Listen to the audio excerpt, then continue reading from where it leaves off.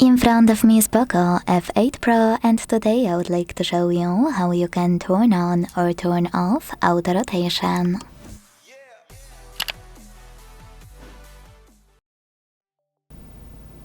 Begin by going into Tab menu, by swiping down from the top right corner of your screen.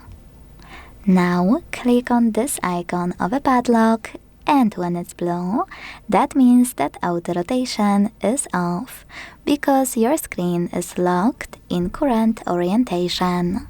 So to enable auto rotation, click on the same shortcut until it's gray with a white open padlock. Thanks so much for watching. If you enjoyed this video, leave a like, comment and subscribe. Bye!